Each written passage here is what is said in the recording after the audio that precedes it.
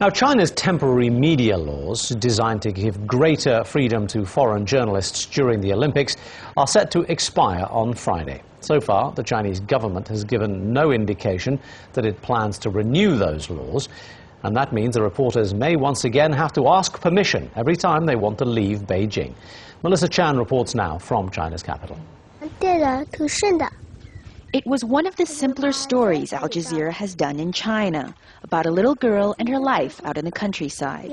We spent the morning with her, asked her what her favorite subject in school was, a look into the life of an ordinary child. Hardly political, hardly meant to ruffle anyone's feathers. But local officials were tipped off that we were in the area. Foreign journalists. Why were we here? And what were we up to?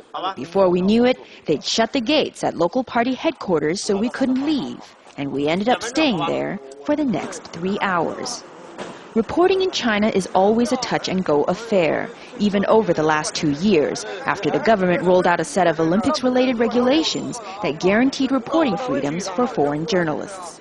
On the ground, laws didn't seem to matter much sometimes.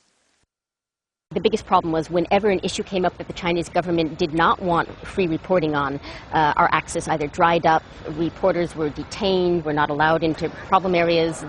Our news crews often encounter no problems filming on Tiananmen Square, but then when we least expect it, someone might panic, perhaps a local official dealing with the unfamiliar, not sure what to do when Al Jazeera shows up.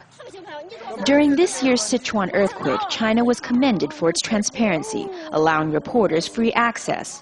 But what most of the world doesn't know is that for the first 72 hours, before the central government had made up its mind to allow open coverage, the situation on the ground was not easy. They're trying to take the camera off of us right now, physically, by force. They won't let us film tens of thousands of people.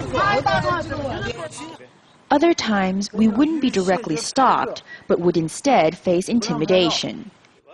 These plainclothes officers snapped a picture of our car's license plate and stayed nearby as we reported outside a human rights activist's home.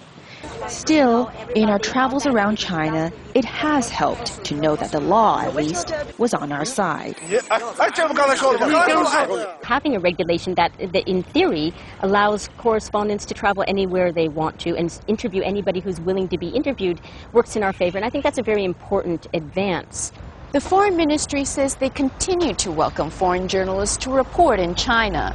But covering China will be a lot more difficult if the government doesn't make clear what we can and cannot do legally in this country.